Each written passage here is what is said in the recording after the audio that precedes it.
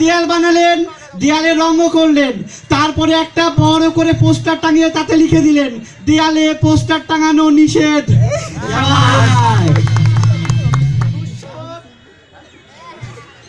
দুঃসাহস আর বুদ্ধিমত্তার ভিতর পার্থক্য কোথায়? দুইটা পাহাড়ের মাঝখানে একটা দড়ি বেঁধে তার উপর দিয়ে হেঁটে যাওয়া হলো দুঃসাহস, আর এই ধরনের চিন্তা মাথায় না নিয়ে আসাই হলো বুদ্ধিমত্তা। এইডস রোগী আর অ্যান্ড্রয়েড ফোনের ব্যাটারির ভিতর পার্থক্য কোথায়? ইচ্ছে থাকা সত্ত্বেও অন্যটাতে ব্যবহার করা যায় না। তো আমি এখন রাস্তা দিয়ে হেঁটে যাচ্ছি, দেখি একটা পাগল মগের ভিতরে হাত ঢুকিয়ে বসে আছে। আমি বললাম, কিরে মগের ভিতরে হাত ঢুকে কি করিস? ভাই মাছ ধরি। দূর মিয়া, মগের ভিতরে হাত ঢুকে কেউ মাছ ধরে?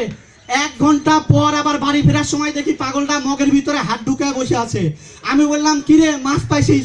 দূর, মগের ভিতরে হাত ঢুকে কেউ মাছ ধরে? তো সেদিন আমি রাস্তা দিয়ে যাচ্ছি, একটা মেয়েকে দেখে একটা ফ্লাইং কিস করে দিলাম। মেয়েটা তো কাছে এসে আমাকে ঠাটিয়ে এক চড়। তখন আমি বললাম, কি রে বাবা, আজকালকার মেয়েরা কি এই নতুন টুথপেস্টের অ্যাড গুলো দেখে না? ওকে, আসসালামু আলাইকুম।